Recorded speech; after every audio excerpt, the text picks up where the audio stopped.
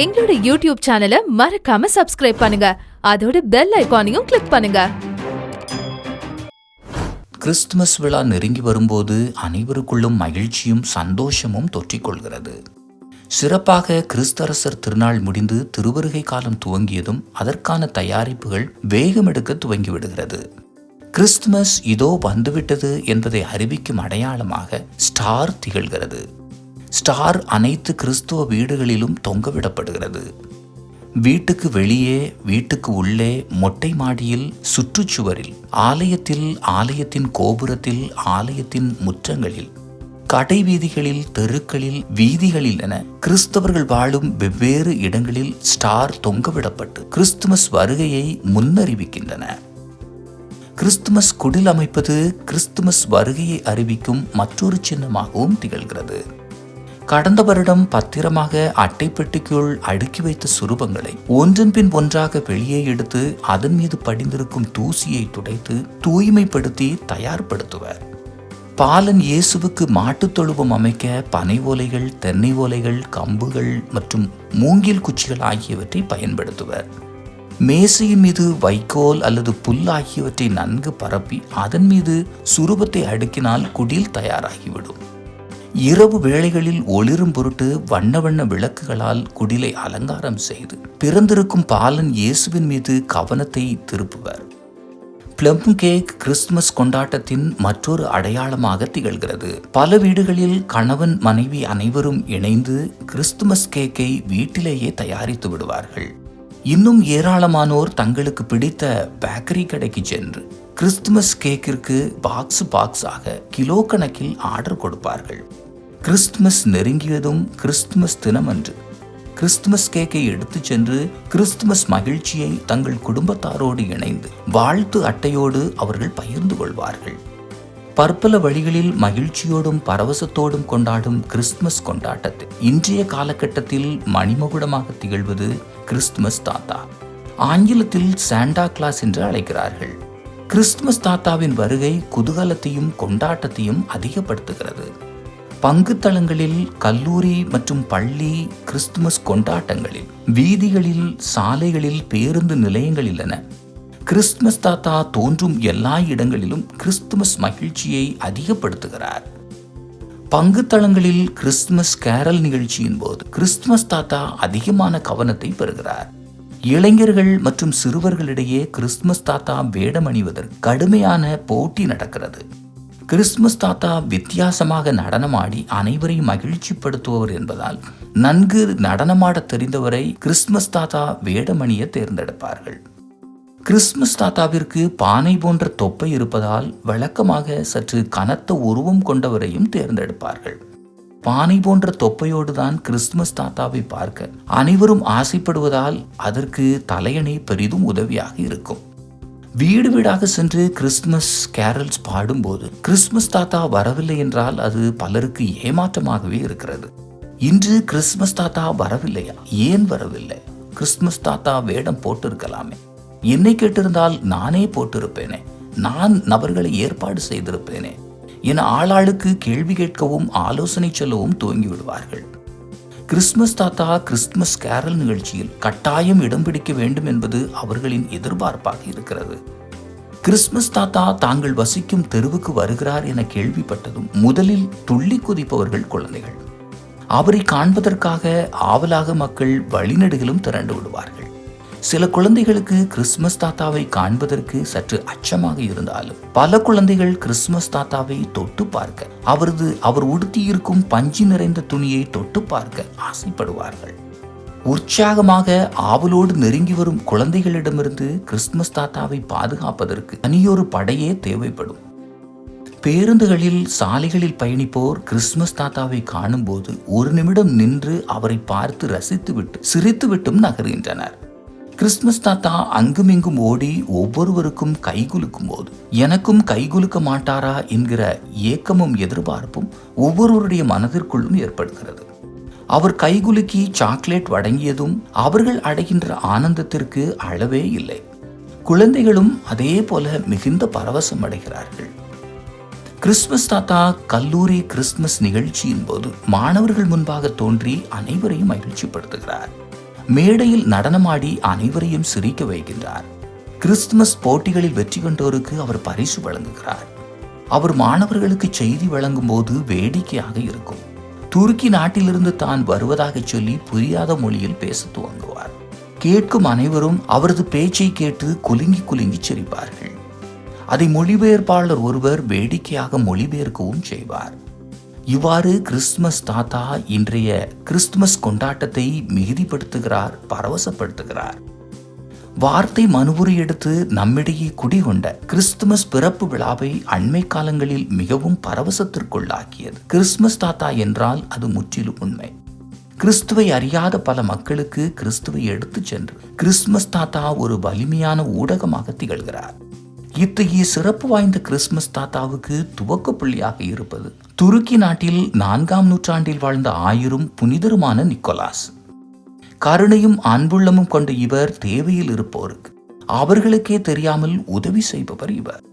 உணவு, பணம், தங்கம், வெள்ளி ஆகியவற்றை பொட்டலமாக கட்டி எடுத்துச் சென்று இரவு வேளையில் ஜன்னல் வழியாக தேவையில் இருப்போரின் வீட்டிற்குள் போட்டுவிட்டு மறைத்துக் கொள்பவர் இவர். ஒருமுறை ஏழை விவசாயி ஒருவர் தன்னிடமிருந்த 3 பெண் குழந்தைகளை மணமுடித்து கொடுக்க முடியாமல் திணறினார். திருமண செலவுகள் ஒருபுறம், மற்றொரு புறம் வரதட்சணை தொகை என நெருக்கடிகள் கடுமையாக இருந்தன. 3 பெண் குழந்தைகளையும் மணமுடித்து கொடுக்க முடியாத காரணத்தால் அவர்களை அடிமையாக விற்க வேண்டிய நெருக்கடியும் ஏற்பட்டது. இதனை கேள்வியுற்ற ஆயர் நிக்கோலாஸ் அவர்கள் அனைவரும் இரவு வேளையில் வீட்டிற்குள் தூங்கிக் கொண்டிருந்த போது தங்க கட்டிகளை பொட்டலமாக கட்டி ஜன்னல் வழியாக வீசி சென்றார். அதிகாலையில் எழுந்து தங்கக்கட்டிகள் நிறைந்த பொட்டலத்தை கண்டது இறைவனுக்கு நன்றி கூறி அதை சிறப்பான விதத்தில் பயன்படுத்தி திருமணத்தை நடத்தினார். ஏனைய மகள்களுக்கும் ஆயர் நிக்கோலாஸ் அதே போன்று தன்னை மறைத்துக் கொண்டு உதவி புரிந்தார். 3 பெண் குழந்தைகளும் மனம் முடிந்து மகிழ்ச்சியோடு மணவாழ்வை வாழத் துவங்கினார்கள். தனக்கு உதவி புரியும் அந்த வள்ளல் ஆயர் நிக்கோலாஸ் என்பதை விரைவிலேயே அறிந்து கொண்டார் அந்த விவசாயி. தன்னை பற்றி யாரிடமும் வெளிப்படுத்தக்கூடாது என அவர் கேட்டுக்கொண்ட போதிலும் விரைவிலேயே புனித நிக்கோலாஸின் புகழ் பரவத் துவங்கியது. புனித நிக்கோலாஸ் மறைந்து பல நூற்றாண்டுகள் கழித்து தாக்கத்தை ஏற்படுத்த துவங்கினார். 19ஆம் நூற்றாண்டின் துவக்கத்தில் கிறிஸ்துமஸ் தாத்தா வேகம் எடுக்க துவங்கினார். 1822ஆம் ஆண்டு கிளெமெண்ட் என்பவர் தனது அன்பு மகளுக்கு நிக்கோலாஸ் சந்திப்பு என்று தலைப்பிடப்பட்ட கவிதையை கிறிஸ்துமஸ் வாழ்த்து கவிதையாக எழுதி பரிசாக வழங்கினார். அந்த கவிதையில் ஆயர் நிக்கோலாஸை கற்பனையோடு அவர் விவரித்திருந்தார். 8 கலைமான்களை கொண்டு பூட்டப்பட்ட பனிச்சறுக்கு வண்டியில் ஒரு வீட்டிலிருந்து மற்றொரு வீட்டிற்கு தாவி சென்று ஏறி குதித்து ஆவலோடு காத்திருக்கும் குழந்தைகளுக்கு நிக்கோலாஸ் பரிசுகளை வழங்கி மகிழ்விக்கின்றார் என்று குறிப்பிட்டார். கண்ணாடி குடுவைக்குள் நகரும் ஜெல்லி முட்டாய்கள் போன்று பானை போன்ற வயிறு கொண்ட நிக்கோலாஸ் தனது வயிற்றை குலுக்கி நடனமாடுவதாக வேடிக்கையாக விவரித்தார். இக்கவிதை குழந்தைகளிடையே நல்ல வரவேற்பை பெற்றது. விரைவிலேயே மிகவும் பிரபலமானது. தொழில் புரட்சிக்கு முன்னால் விளையாட்டு பொம்மைகளின் விலை அதிகமாக இருந்தபடியால் அது ஏழை குழந்தைகளுக்கு கிடைப்பது அரிதாக இருந்தது. தொழிற்சாலை இயங்க துவங்கிய போது விளையாட்டு பொருட்கள், பொம்மைகள் ஏராளமான அளவில் குறைவான நேரத்தில் குறைவான விலையில் உருவாக்கப்பட்டன. அத்தருணத்தில் ஏராளமான நிக்கோலாசுகளும் சாண்டா கிளாஸ்களும் கிறிஸ்துமஸ் தாத்தாக்களும் ஆங்காங்கே உருவாக துவங்கினார்கள். புனித நிக்கோலாஸின் பாணியில் வீடு வீடாக சென்று குழந்தைகள் தூங்கும் வேளையில் பரிசு பொருட்களை சன்னல் வழியாகவும் புகைப்போக்கி வழியாகவும் ஏழை குழந்தைகளுக்கு அனுப்பி வைத்தார்கள் இந்த கிறிஸ்துமஸ் தாத்தாக்கள். அமெரிக்காவிலும் இதே போன்ற நெருக்கடியான சூழலில் கிறிஸ்துமஸ் தாத்தாவின் புகழ் பரவ துவங்கியது. உள்நாட்டு போர் நடந்து கொண்டிருந்த அந்த வேளையில் குழந்தைகள் நேசிக்கும் விளையாட்டு பொருட்கள், பொம்மைகள், பரிசு பொருட்கள் ஆகியவை கிடைப்பதற்கு சவாலாக இருந்தன. அத்தருணத்தில் நிக்கோலாசுகளும் சாண்டா கிளாஸ்களும் கிறிஸ்துமஸ் தாத்தாக்களும் வீடு வீடாக கிறிஸ்துமஸ் பரிசு பொருட்களையும் தின்பண்டங்களையும் சாக்லேட்டுகளையும் எடுத்துச் சென்று குழந்தைகளை மகிழ்வித்தார்கள். இவ்வாறு வெவ்வேறு நாடுகளில் கிறிஸ்துமஸ் தாத்தா வேகம் எடுக்க துவங்கினார். கிறிஸ்துமஸ் தாத்தா வெவ்வேறு நாடுகளில் வெவ்வேறு பெயர்களில் அழைக்கப்படுகிறார்.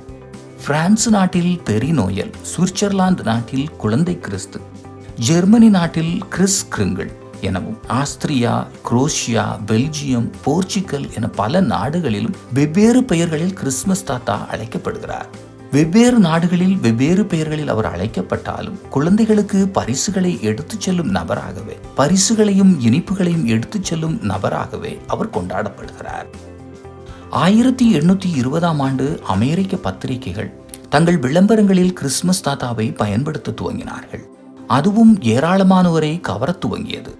1841ஆம் ஆண்டு அமெரிக்காவில் உள்ள பிலடெல்பியாவில் ஒரு கடைக்காரர் ஒருவர் வாடிக்கையாளர்களை கவரும் பொருட்டு உருவாக்கிய கிறிஸ்துமஸ் தாத்தா தனது கடையில் உள்ள புகைபோக்கி வழியாக கயிறு கட்டி ஏறுவதையும் இறங்குவதையும் காண பெருங்கூட்டம் திரண்டது. வியாபாரம் படு அமோகமாக நடைபெற்றது. இவ்வாறு சாண்டா கிளாஸ் கிறிஸ்துமஸ் தருணங்களில் விளம்பர யுக்தியாக பயன்படுத்த துவங்கினார். அதுவும் அவருடைய புகழுக்கு காரணமாக விளங்கியது. கிறிஸ்துமஸ் தாத்தா உடுத்தும் ஆடைகள் வெவ்வேறு காலகட்டத்தில் மெல்ல மெல்ல மாறிக்கொண்டிருக்கின்றன என சொல்லப்படுகிறது. இன்று பிரபலமாக தோன்றும் சிவப்பு நிற ஆடை 1930ஆம் ஆண்டுகளில் கோகோ கோலா நிறுவன விளம்பரத்திலிருந்து துவங்கியது என நினைக்கிறார்கள். ஆனால் 1800களிலேயே கிறிஸ்துமஸ் தாத்தா சிவப்பு நிறத்திலான ஆடையில்தான் தோன்றினார். ஆயர்கள் உடுத்தும் ஆடை சிவப்பு நிறத்தில் இருந்தபடியால் கிறிஸ்துமஸ் தாத்தாக்கள் ஆயர் நிக்கோலாஸை தங்கள் ஆடையில் சிவப்பு நிறமாக பிரதிபலித்தார்கள் என சொல்லப்படுகிறது. கிபி 1931ஆம் ஆண்டு ஓவியரும் படைப்பாளியுமான ஹெய்டன் என்பவர் கோக் நிறுவனத்திற்கு கிறிஸ்துமஸ் தாத்தாவை வடிவமைத்தார். அந்த கதாபாத்திரம் வடிவமைத்து அவரே புகைப்படங்களில் தோன்றினார். அடுத்த 33 வருடங்கள் அவர் தொடர்ந்து வெவ்வேறு வித்தியாசமான தோற்றங்களில் கிறிஸ்துமஸ் தாத்தாவாக தோன்றினார் என்பது குறிப்பிடத்தக்கது. கிறிஸ்துமஸ் தாத்தாவின் புகழுக்கு தொடர்ச்சியான இந்த முயற்சியும் காரணமாக விளங்கியது. பல நாடுகளில் குழந்தைகளை நல்வழிப்படுத்த சாண்டா கிளாஸ் எனப்படும் கிறிஸ்துமஸ் தாத்தா பெரிதும் உதவி பெறுகிறார். நல்ல குழந்தையாக விளங்கினால்தான் சாண்டா எனப்படும் கிறிஸ்துமஸ் தாத்தா வரும்போது பரிசுகள் தருவார், பொம்மைகள் தருவார், சாக்லேட் தருவார். சொல் பேச்சு கேட்காமல் அடம்பிடித்தால் தீந்து போன கட்டையை தான் தருவார், கரிந்த நிலக்கரியை தான் தருவார் என பெற்றோர் குழந்தையை எச்சரிக்கிறார்கள். கிறிஸ்துமஸ் தாத்தாவிடம் நல்ல பெயர் வாங்க அவர்கள் நல்ல பிள்ளையாக நடந்து கொள்கிறார்கள். அண்மை காலங்களில் கிறிஸ்துமஸ் தாத்தா அதிகப்படியான கவனத்தை ஈர்க்கிறார். பிறந்திருக்கும் பாலன் இயேசுவை பலர் மறந்துவிட்டார்கள் என்கிற விமர்சனம் எழுகிறது. சாண்டா கிளாஸுக்கு தரும் முக்கியத்துவத்தை இயேசுவுக்கு தருவதில்லை என பலரும் எண்ணுகிறார்கள். அது ஏறக்குறைய உண்மைதான். இயேசுவுக்கு நிகரான இடத்தை கிறிஸ்துமஸ் தாத்தாவுக்கு கொடுப்பதை நாம் ஒருபோதும் ஏற்க முடியாது. கனத்த உருவம் கொண்ட சாண்டா கிளாஸ் கிறிஸ்துமஸ் தாத்தா பாலன் இயேசுவை மறைத்து கொண்டிருப்பதாக தோன்றினால் அவரை சற்று விலகி நிற்கச் செய்வோம், சற்று விலக்கி வைப்போம். வார்த்தை மனுவுரு எடுத்து நம்மிடையே குடிகொண்ட பாலன் இயேசுவின் மீது நம் கண்களை பதிப்போம். உங்கள் அனைவருக்கும் மகிழ்ச்சி கலந்த கிறிஸ்து பிறப்பு நல்வாழ்த்துக்கள். ஹாப்பி கிறிஸ்துமஸ், மேரி நியூ இயர். இந்த வீடியோவில் பயணித்த உங்கள் அனைவரையும் மனதார வாழ்த்துகிறேன். இந்த வீடியோவை பற்றிய உங்கள் கருத்துக்களை மறவாமல் பகிருங்கள்.